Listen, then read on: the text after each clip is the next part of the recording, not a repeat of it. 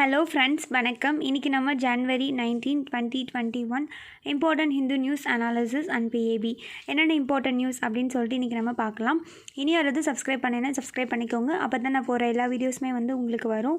இந்த பிடிஎஃப் பார்த்திங்கன்னா உங்களுக்கு டெலகிராம் குரூப்பில் இருக்கும். அதோட லிங்க் கீழே டிஸ்கிரிப்ஷன் பாக்ஸில் இருக்குது. இன்கேஸ் உங்களுக்கு லிங்க் ஒர்க் ஆகலை அப்படின்னா டேரெக்டாக நீங்கள் டெலகிராமில் போய் சாந்தி ஐஏஎஸ் அப்படின்னு சொல்லிட்டு டைப் பண்ணிங்கன்னா உங்களுக்கு ஆட்டோமேட்டிக்காக வரும். அதில் இந்த பிடிஎஃப் இருக்கும்.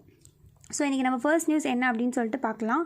ஃபர்ஸ்ட் நியூஸ் பார்த்திங்கன்னா ஃபர்ஸ்ட் பேஜில் மோஸ்ட்லி எந்த இம்பார்ட்டண்டான நியூஸ் அப்படிங்கிறது எதுவும் இல்லை. மோஸ்ட்லி அந்த கோவிட் வேக்சினேஷன் போடுறாங்க பார்த்திங்களா, அந்த கோவிட்-19க்கு அந்த வேக்சினேஷன் 2 இது பண்ணியிருப்பாங்க. அதை யூஸ் பண்ணதில் என்னென்ன விளைவுகள் வந்துச்சு அப்படிங்கிறத பற்றி தான் நியூஸ் இருக்கும். ஸோ இன்றைக்கி நம்ம முக்கியமான ஆர்டிகல்ஸ் என்ன அப்படிங்கிறத பற்றி மட்டும் நம்ம பார்க்கலாம். ஸோ பார்த்திங்கன்னா centre's affidavit pushes for a wide road. ஆக்சுவலாக இது எதை பற்றி பேசுகிறாங்க அப்படின்னா சர்தம் அப்படிங்கிற அந்த ப்ராஜெக்ட் பற்றி தான் பேசுகிறாங்க. இப்போ சர்தம் அப்படிங்கிற அந்த ப்ராஜெக்ட் பார்த்திங்கன்னா எங்கே நடக்கும் அப்படின்னா உத்தரகாண்ட் அப்படிங்கிற ஒரு ஸ்டேட்டில் தான் நடக்கும். அது பார்த்திங்கன்னா ரொம்ப சென்சிட்டிவான இடம். நிறைய மலைகள் அந்த மாதிரி நிறைய ட்ரீஸ் கட் பண்ணுற இந்த மாதிரி ப்ராப்ளம்ஸ் வரும். அங்கே இந்த மாதிரி ஒரு 4 இடம் கனெக்ட் ஆகிற மாதிரி ஒரு ப்ராஜெக்ட். இது 4 இடம் பார்த்திங்கன்னா எது அப்படின்னு பார்த்திங்கன்னா யமுனோதரி, கங்கோதரி, கேதார்நாத், பத்ரிநாத். அது பார்த்திங்கன்னா ரிஷிகேஷ். இந்த எல்லாமே பார்த்திங்கன்னா இந்த 4 இடமும் இந்த உத்தரகாண்ட் அப்படிங்கிற அந்த ரீஜனில் ஃபுல்லாகவே இது எல்லாமே கனெக்ட் ஆகும். சர்தம் அப்படின்னா ஹிந்தியில் 4 அப்படிங்கிற மாதிரி அர்த்தம். அதுதான் சர்தம் அப்படிங்கிற மாதிரி அர்த்தம். ஸோ அந்த சர்தம் அப்படிங்கிறது எதில் வரும் அப்படிங்கிறது நீங்கள் ஞாபகம் வச்சுக்கணும். இது பார்த்திங்கன்னா சர்தம் பரியோஜனா அதுக்கு அந்த பாட்டில் வரும். இதோட மினிஸ்ட்ரி பார்த்திங்கன்னா ரோட் டிரான்ஸ்போர்ட் அண்டு ஹைவேஸ் அப்படின்ற மாதிரி. டிபார்ட்மெண்ட் பார்த்திங்கன்னா national highway authority of India. So இந்த 4 கனெக்டிவிட்டி இருக்குது அப்படிங்கிறத ஞாபகம் வச்சுக்கோங்க. இது உங்களுக்கு மேப்பில் எப்படி கேட்கலாம் அப்படின்னு பார்த்திங்கன்னா மேப் பேஸ்டு கொஷின்ஸ் உங்களுக்கு கேட்கலாம். ஸோ அது பார்த்திங்கன்னா ஃபஸ்ட்டு எது வரும்? ஃபஸ்ட் பார்த்திங்கன்னா யமுனோதரி ஃபஸ்ட் வரும். ரெண்டாவது கங்கோதரி, அப்புறம் பத்ரிநாத், அப்புறம் Kedarnath. So north to south அந்த பேஸஸ்லாம் நீங்கள் தெரிஞ்சு வச்சுக்கணும். தென் ஈஸ்ட் டு வெஸ்ட் அப்படிங்கிறது மாதிரி நீங்கள் தெரிஞ்சு வச்சுக்கணும். ஸோ இந்த மாதிரிலாம் உங்களுக்கு கொஷின்ஸ் கேட்குறதுக்கு வாய்ப்புகள் இருக்குது ஃபிலிம்ஸில். ஸோ இப்போ என்ன பிரச்சனை அப்படின்னு பார்த்திங்கன்னா இது ரொம்ப ஹிமாலயாஸ் அந்த ரீஜன் ஒரு சென்சிட்டிவான ஒரு எக்கோசிஸ்டம். அந்த இடத்துல இவ்வளோ பெரிய ப்ராஜெக்ட் செய்கிறது அப்படிங்கிறது கண்டிப்பாக என்விரான்மெண்ட்டை பாதிக்கும் அப்படிங்கிறது தான் இதில் கன்சர்னாக இருக்குது. ஸோ இது மட்டும் நீங்கள் இதில் தெரிஞ்சுக்கிட்டிங்கன்னா போதும். அடுத்து பார்த்திங்கன்னா government may raise the import duties by 5 to 10%. இப்போ இம்போர்ட் டியூட்டிஸ் அப்படின்னா என்ன அர்த்தம் அப்படின்னா நம்ம நாட்டுக்கு வேறு ஒரு கண்ட்ரி நம்மக்கிட்ட அவங்களோட பொருளை நமக்கு எக்ஸ்போர்ட் பண்ணுறாங்க அப்படின்னா நம்ம அவங்கக்கிட்ட இம்போர்ட் பண்ணுறோன்னு அர்த்தம். அப்போ அவங்க நம்மக்கிட்ட எக்ஸ்போர்ட் பண்ணும் போது நம்ம சில டியூட்டிஸ் போடுவோம். அந்த டியூட்டியை அதிகப்படுத்தினா அவங்களால நம்மக்கிட்ட பொருளை விற்கத்தானே முடியாது அப்படிங்கிறது அர்த்தம். ஏன் அப்படி பண்ணுறாங்க அப்படின்னா நம்மளோட இண்டிஜினியஸ் அந்த ப்ராடக்டை காப்பாற்றணும் அப்படிங்கிறதுக்காக தான். ஏன்னா அவங்க இப்போ நமக்கு ரொம்ப கம்மியாக டியூட்டி போட்டோம் அப்படின்னா அவங்க ஈஸியாக நம்மக்கிட்ட பொருளை விற்றுட்டு போயிடுவாங்க. ஸோ இதனால் நம்மளோட டொமஸ்டிக் பாதிக்கும். அப்போ இது இன்னொரு பக்கம் நீங்கள் பார்த்தீங்கன்னா இது WTOவில் சில விஷயங்களுக்கு நம்ம சைன் பண்ணியிருக்கோம். இப்போ பண்ணுறது கண்டிப்பாக தவறு தான். பட் இது அந்த ட்ரேட் ரிலேட்டடாக இருக்கக்கூடிய அந்த ப்ராப்ளமே வயலேட் பண்ணுற மாதிரி தான் இருக்கும்.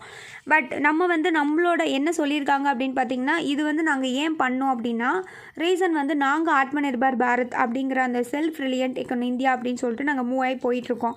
இதில் எங்களோட அந்த டொமஸ்டிக் ப்ராடக்ட் அந்த மேனுஃபேக்சரிங் நாங்கள் பார்க்கணும். அதுக்கு நாங்கள் இந்த இம்போர்ட் டியூட்டிஸ்லாம் போட்டால் தான் அவங்களோட ப்ராடக்ட் எங்களுக்கு உள்ள நிறையா வராது அப்படிங்கிறதுக்காக நாங்கள் இப்படி பண்ணுறோம் அப்படிங்கிற மாதிரி சொல்லியிருப்பாங்க. ஸோ இது நீங்கள் தெரிஞ்சுக்கணும். இந்த மாதிரி பண்ணால் இந்த மாதிரி பின்விளைவுகள் என்னென்ன இருக்கும், ஏன் ரீசன் எல்லாமே நீங்கள் தெரிஞ்சுக்கணும் பேக்ரவுண்டில். ஸோ இது உங்களுக்கு GS பேப்பர் 3 எக்கனாமியில் வரும். மேபி உங்களுக்கு பிலிம்ஸில் கேட்குறதுக்கும் வாய்ப்புகள் இருக்குது. அடுத்து பார்த்திங்கன்னா sugar output rises 31% to 142.7 lakh tons அப்படிங்கிற மாதிரி சொல்லியிருப்பாங்க. ஸோ இது பார்த்திங்கன்னா நம்ம சுகர் என் அவுட்புட் பார்த்திங்கன்னா ரைஸ் ஆகிருக்குன்னு அர்த்தம். ஏன் அப்படின்னு பார்த்திங்கன்னா நமக்கு எப்படி அப்படின்னு பார்த்திங்கன்னா நம்ம தான் வேர்ல்டுலேயே செகண்ட் லார்ஜஸ்ட் ப்ரொடக்ஷன்னே அர்த்தம். சுகர்லேயே நம்ம தான் அதிகப்படியாக ப்ரொடியூஸ் பண்ணுறோம். இதில் பார்த்திங்கன்னா இந்தியாவில் வைஸ் பார்த்தோம்னா கண்ட்ரி வைஸ் பார்த்தா நம்ம கண்ட்ரி செகண்ட் லார்ஜஸ்ட் இந்த வேர்ல்டில் இருக்குது. இதே நம்ம இந்தியாவுக்குள்ளே இருக்கிற ஸ்டேட்டில் யார் அதிகமாக சுகர் ப்ரொடியூஸ் பண்ணுவாங்க அப்படின்னு கேட்டிங்கன்னா உத்தரப்பிரதேஷ் தான். இப்போ வேர்ல்டுலேயே பார்த்திங்கன்னா யார் சுகர் ப்ரொடக்ஷன் ஃபஸ்ட்டில் இருக்காங்க அப்படின்னு பார்த்திங்கன்னா பிரேசில். ஸோ இதே நீங்கள் ஞாபகம் வச்சுக்கணும். பிரேசில் அப்படிங்கிறவங்க தான் ஃபஸ்ட்டு. ஸோ இந்தியா பார்த்திங்கன்னா செகண்ட் அப்படிங்கிறத ஞாபகம் வச்சுக்கோங்க. இது வந்து உங்களுக்கு பிலிம்ஸில் வந்து ரொம்ப ரொம்ப முக்கியம். ஈவன் பார்த்தீங்கன்னா டிஎன்பிசிலையும் உங்களுக்கு இது ரொம்ப ரொம்ப முக்கியம். ஸோ நீங்கள் இதை ஞாபகம் வச்சுக்கோங்க. அடுத்து பார்த்திங்கன்னா KIIFB அப்படி பார்த்தீங்கன்னா Kerala infrastructure investment fund board அப்படின்னு அர்த்தம். அவங்க என்ன பண்ணியிருக்காங்க அப்படின்னா, அவங்க borrowing bypass limit for state அவங்க கொடுத்துருக்க அந்த லிமிட்டுக்கு பைபாஸ் பண்ணி போயிருக்கிற மாதிரி CAG சொல்லியிருக்காரு. லைக் வந்து controller and auditor general. So அது என்ன கான்செப்ட் அப்படிங்கிறத பற்றி நம்ம பார்க்கலாம். ஸோ ஆக்சுவலாக பார்த்திங்கன்னா ஒரு ஆஃப் பட்ஜெட் பாரோவிங் தான் இவங்க பண்ணியிருக்காங்க. அது என்ன ஆஃப் பட்ஜெட் பாரோவிங் அப்படின்னு பார்த்திங்கன்னா, பட்ஜெட்டில் காமிக்காமல் அது அதிக பாரோ பண்ணுறது வந்து பட்ஜெட்டை தவிர வெளியில் அந்த மாதிரி பாரோ பண்ணுறது ஆஃப் பட்ஜெட் பாரோவிங் அப்படின்னு அர்த்தம். இந்த மாதிரி பாரோ பண்ணுறதுக்கு வந்து யார் பெர்மிஷன் தருவா, யார் லிமிட் செட் பண்ணுவா அப்படின்னு கேட்டிங்கன்னா, அந்த ஸ்டேட்டில் இருக்கக்கூடிய ஸ்டேட் லெஜிஸ்லேச்சர் அப்படிங்கிறவங்க தான். ஆர்டிக்கல் 293 ஆஃப் 1 ஆர்டிக்கல் பார்த்திங்கன்னா 293 ஆஃப் 1 படி அந்த இருக்கிற ஸ்டேட் லெஜிஸ்லேச்சர் தான் இவ்வளோ லிமிட் அப்படிங்கிறத செட் பண்ணுவாங்க. பட் இங்கே பார்த்திங்கன்னா லெஜிஸ்லேட்டிவ் அப்ரூவலே இல்லை அப்படிங்கிற மாதிரி CAG வந்து சொல்கிறாங்க. ஸோ இதான் வந்து நீங்கள் தெரிஞ்சுக்கணும்.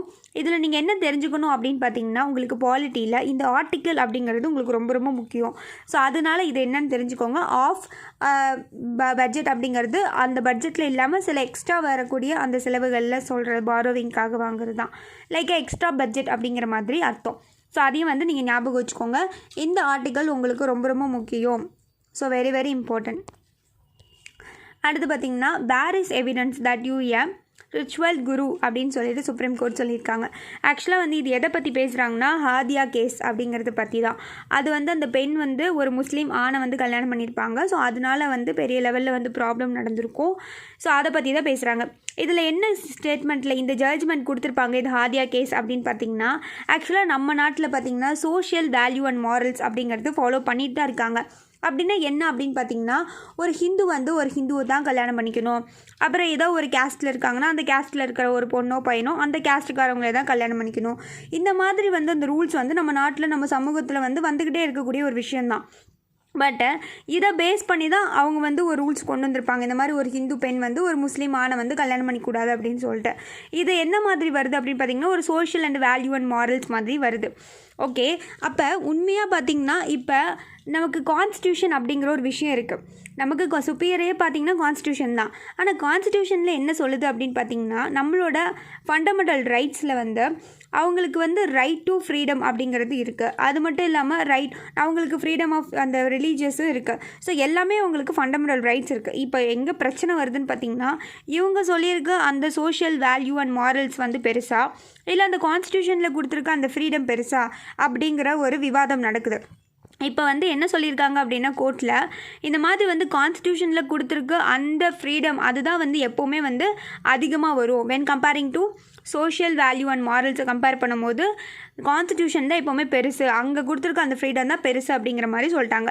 இப்போ இதை வச்சு உங்களுக்கு என்ன பண்ணலாம் அப்படின்னா, பிலிம்ஸில் கேள்வி கேட்கலாம்.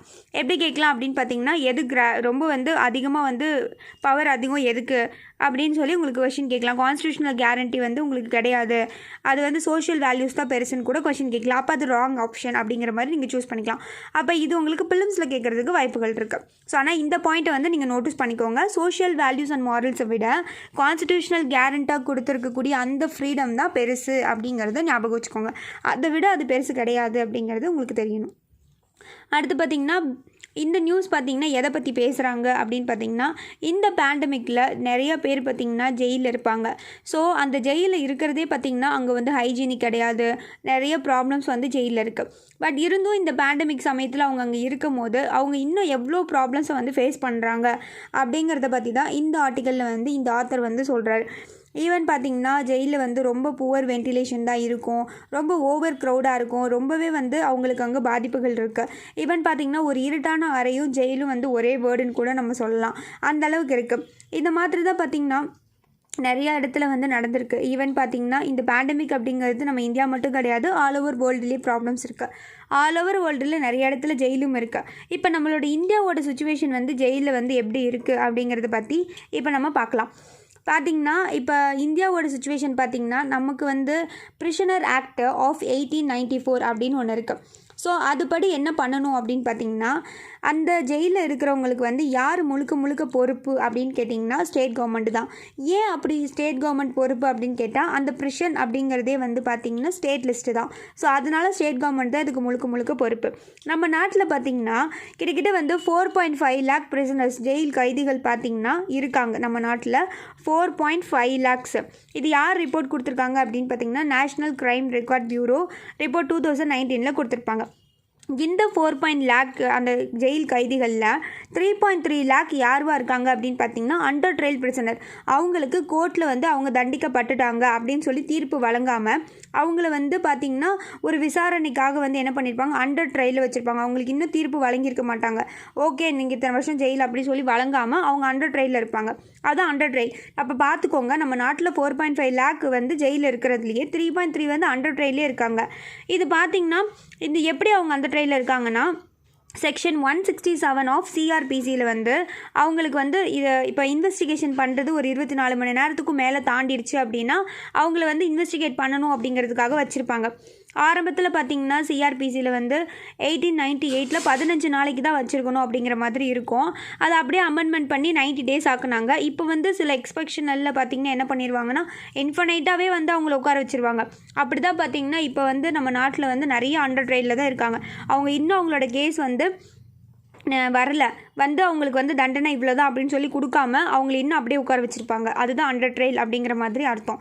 இப்படி பண்ணுறதுனால இன்னும் பார்த்திங்கன்னா நிறைய பேர்த்துக்கு இன்னும் சார்ஜ் ஷீட் கூட அவங்க என்ன தான் தப்பு குற்றப்பத்திரிக்கையே வந்து தாக்கல் செய்யாமல் இன்னும் வச்சுருப்பாங்க. நிறைய கேஸ் அப்படிலாம் கூட இருக்குது.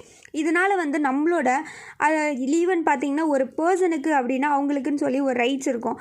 அது வந்து பார்த்திங்கன்னா வைலேட் ஆகுது. ஈவன் பார்த்திங்கன்னா கோர்ட் அந்த ஜெயில் பார்த்திங்கன்னா எப்படி இருக்கும் அப்படின்னா பயங்கர க்ரௌடு. நமக்கு பார்த்திங்கன்னா இந்த கொரோனா சமயத்தில் க்ரௌட்லாம் இருக்கவே கூடாதுன்னு சொல்கிறாங்க. ஆனால் ஜெயில் எப்படி இருக்குது, ஓவர் க்ரௌடாக இருக்கும். அது மட்டும் இல்லாமல் அவங்களுக்கு அந்த வாழ்க்கை பார்த்திங்கன்னா ரொம்ப ஜாலியாக ஃபேன் ஏசியெல்லாம் போட்டிருக்க மாட்டாங்க. அந்த ஜெயில் எப்படி இருக்கும், ரொம்ப மோசமான ஒரு புவர் லிவிங் கண்டிஷன் அப்படி தான் இருக்கும். அது மட்டும் இல்லாமல் அவங்களுக்கு என்ன தான் பிரச்சனைனாலும் அதை கேட்குறதுக்கு நாதியே இருக்காது. ரொம்ப எக்ஸ்ட்ரீமாக போனால் மட்டும்தான் ஹாஸ்பிட்டல் கூட்டிகிட்டு போவாங்க. ஸோ அப்போ அந்த இன்அடிக்குவேட் ஹெல்த் கேர் ஃபெசிலிட்டிஸாக இருக்காங்க. அது மட்டும் இல்லாமல் அங்கே சில தாதா மாதிரி சில ரவுடிஸ் எல்லாம் வந்து ஜெயிலில் இருப்பாங்க. அவங்க என்ன பண்ணுவாங்க, பெரிய பெரிய பெரிய ரவுடிலாம் சின்னதாக வந்து வந்திருப்பாங்க. இவங்களாம் முதல்ல தப்பு பண்ணியிருப்பாங்களானே தெரியாது. அவங்கள வந்து ஒரு விசாரணைக்காக தான் வச்சுருப்பாங்க. தப்பு வந்து கன்ஃபார்ம் ஆகலை. அப்போ மேபி அவங்க வந்து குற்றம் செய்யாதவர்களாக கூட இருக்கலாம். அவங்கள என்ன பண்ணுவாங்க, பெரிய பெரிய ரவுடி பிரிசனர்ஸ், பெரிய பெரிய ரவுடியில் இருக்கிறவங்களாம் என்ன பண்ணுவாங்க, டார்ச்சர் பண்ணுவாங்க. ஸோ இந்த மாதிரி பிரச்சனையெல்லாம் வேறு அந்த ஜெயிலில் வந்து நடக்குது அப்படிங்கிற மாதிரி சொல்கிறாங்க. இப்போ ஏற்கனவே வந்து அவங்களால தாங்க முடியாமல் ஒரு ஜெயிலில் வந்து இருக்காங்க. இதுவே வந்து ஒரு பனிஷ்மெண்ட் தான். இப்போ இந்த கொரோனா வேறு சேர்ந்து அவங்களுக்கு இன்னொரு பனிஷ்மெண்ட் மாதிரி இருக்குது. அப்போ இது எப்படி இருக்குது அப்படின்னு பார்த்தீங்கன்னா ஒரு டபுள் பனிஷ்மெண்ட் அப்படிங்கிற மாதிரி சொல்கிறாங்க. ஜியோபேட்டி அப்படின்னு நீங்கள் படிச்சிருப்பீங்க. ஒருத்தவங்களுக்கு வந்து ஒரே தப்புக்கு வந்து 2 பனிஷ்மெண்ட் தர மாதிரி இருக்குது அப்படிங்கிற மாதிரி அர்த்தம். ஸோ இப்போ இதுக்காக வந்து நம்ம என்ன செய்யலாம் அப்படின்னு கேட்டிங்கன்னா இவங்க வந்து கிரிமினல் ப்ரொசீஜர் ஆக்ட் 2005 வந்து ஒரு விஷயத்தை ஆட் பண்ணணும். 436A அப்படிங்கிற விஷயத்தை ஆட் பண்ணுங்கள். இதை வந்து சிஆர்பிசியில் வந்து இன்க்ளூட் பண்ணுங்கள். இப்போ ஒருத்தர் வந்து அவர் வந்து இன்னும் வந்து அவரோட விஷயத்தை வந்து அவர் தப்பு பண்ணியிருக்கிறார். இப்போ ஃபார் எக்ஸாம்பிள் ஒருத்தர் திருடுறான்னு வச்சுக்கோங்க எக்ஸாம்பிளுக்கு. அவருக்கு வந்து இவ்வளோ நாள் தண்டனை அப்படின்னா அவர் வந்து அந்த தண்டனையை ஒரு பாதி அனுபவிச்சிட்டாரு. அந்த தண்டனைக்கான உண்மையான வந்து எத்தனை வருஷம் தண்டனையோ அதில் பாதி அனுபவிச்சிட்டாரு அப்படின்னா அண்டர் ட்ரையலே அனுபவிச்சிட்டாரு. ஆனால் அவர் தான் குற்றம் பண்ணியிருக்காருன்னு தெரியல, பட் அனுபவிச்சிட்டாரு, அண்டர் ட்ரையலில் இருக்கார். அப்படி பண்ணிட்டாரு அப்படின்னா அவரை நீங்கள் வெளியில் விடலாம் அப்படிங்கிற மாதிரி சொல்கிறாங்க. அவருக்கு வந்து எந்த விதமான செக்யூரிட்டிஸும் இல்லாமல் நீங்கள் அவரை வெளியில் விடலாம் அப்படிங்கிற மாதிரி சொல்கிறாங்க. அப்படி இருந்தால் ஓகே அப்படிங்கிற மாதிரி சொல்லியிருக்காங்க. இது வந்து பார்த்திங்கன்னா ப்ரிஷன் அப்படிங்கிறது வந்து நமக்கு ஸ்டேட் லிஸ்ட்டில் வரும். ஈவன் பார்த்திங்கன்னா இந்த டிசீசஸ்லாம் வருது பார்த்திங்களா, இதெல்லாம் வந்து கன்கரண்ட் லிஸ்ட்டில் வரும். அப்போ என்ன செய்கிறது அப்படின்னு கேட்டிங்கன்னா சென்ட்ரல் கவர்மெண்ட் தான் வந்து ஸ்டேட் கவர்மெண்ட் கிட்ட சொல்லி ஆக்ஷன் எடுக்க சொல்லணும். ஸோ இதான் வந்து வழி அப்படிங்கிற மாதிரி இந்த ஆத்தர் வந்து சொல்லியிருப்பார்.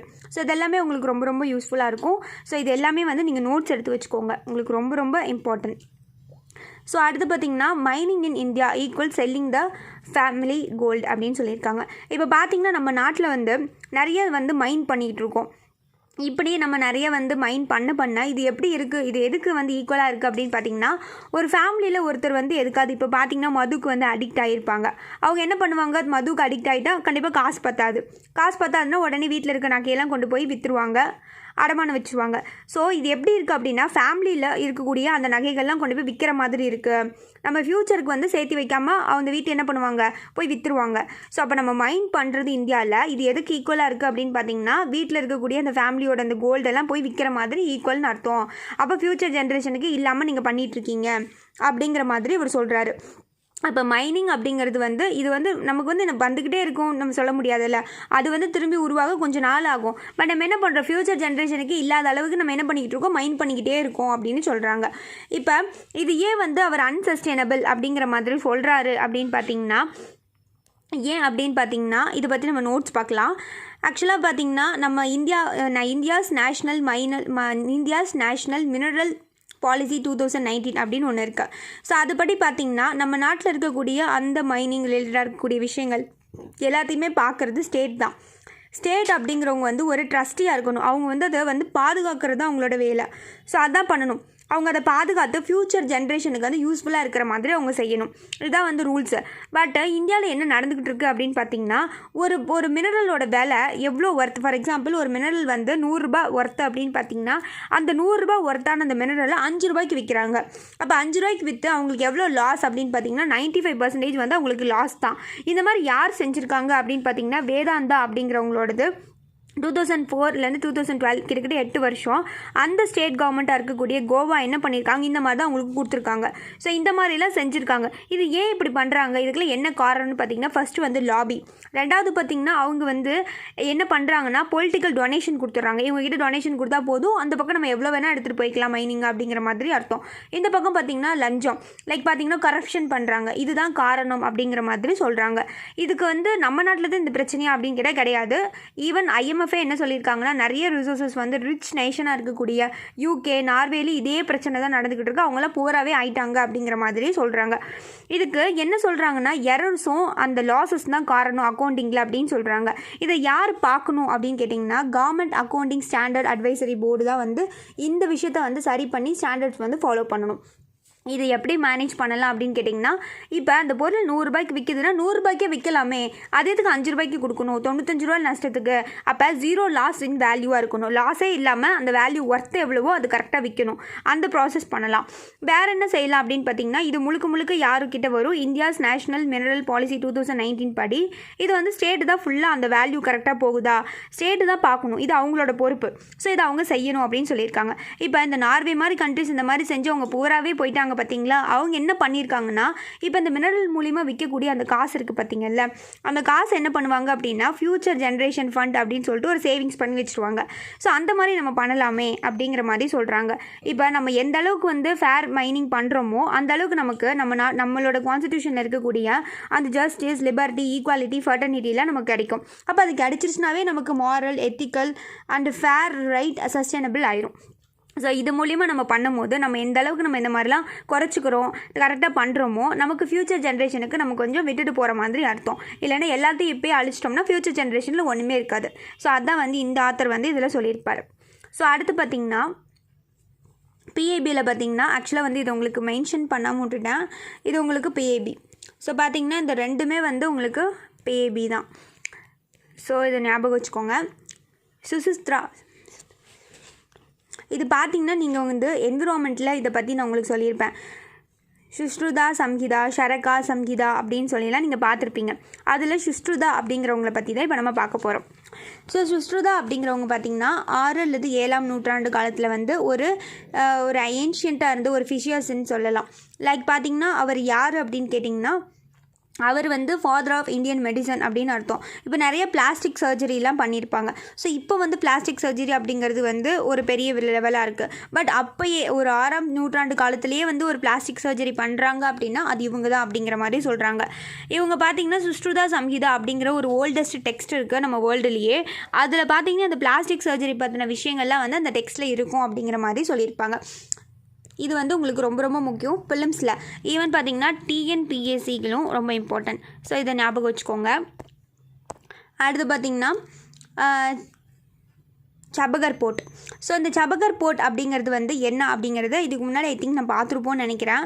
ஆக்சுவலாக வந்து சபகர் போர்ட் அப்படிங்கிறது எங்கே இருக்குது அப்படின்னு பார்த்தீங்கன்னா சவுத் ஈஸ்டர்ன் ஈரானில் தான் இருக்குது.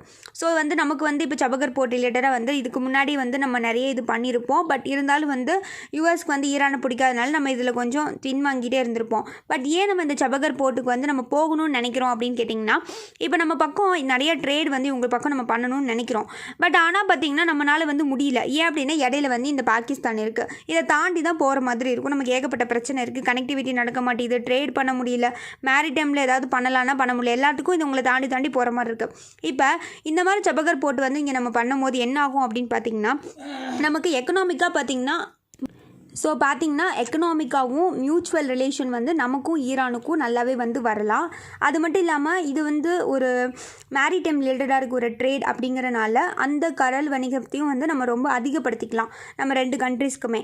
இப்போ இதனால் வந்து நமக்கு இந்த இந்தியா, ஈரான், ஆப்கானிஸ்தான், உஸ்பெகிஸ்தான் அது மட்டும் இல்லாமல் நிறைய இந்த காமன் நேஷன்ஸ்லாம் இருப்பாங்கள்ல, வெல்த் நேஷன், அந்த கண்ட்ரிஸ் கூட மெயினாக பார்த்திங்கன்னா ஈஸ்டர்னாக இருக்கக்கூடிய அந்த காமன்வெல்த் நேஷன்ஸ் கூட எல்லாம் வந்து நம்ம ட்ரேட் ரிலேட்டடாக வந்து ரொம்பவே வந்து அதிகப்படுத்திக்கலாம். இந்த மாதிரி பண்ணுறதுக்காகவே இந்த சபகர் போர்ட் அப்படிங்கிறது நம்ம ரொம்ப யூஸ்ஃபுல்லாக இருக்குது. இப்போ இதனால் வந்து நமக்கு இந்த பக்கமாக வராமல் நம்ம வேறு சைடு வந்து இந்த பக்கம் டைவர்ட் ஆகி போய்க்கலாம். நிறையா ட்ரேடு வந்து இவங்ககிட்ட பண்ணலாம் ஈரான்கிட்டயே. ஸோ அதுக்காக தான் வந்து நம்ம இந்தியா வந்து இதுக்கு ரொம்ப முக்கியத்துவம் கொடுக்குறாங்க. ஸோ இது வந்து நீங்கள் தெரிஞ்சுக்கோங்க. இது உங்களுக்கு ரொம்ப ரொம்ப முக்கியம் ஃபிலிம்ஸ் பாயிண்ட் ஆஃப் வியூவில். ஸோ இன்றைக்கி நியூஸ் அவ்வளோதான் ஃப்ரெண்ட்ஸ். தேங்க்யூ ஃபார் வாட்சிங். Thank you so much. இனி யாராவது சப்ஸ்கிரைப் பண்ணலாம், சப்ஸ்கிரைப் பண்ணிக்கோங்க.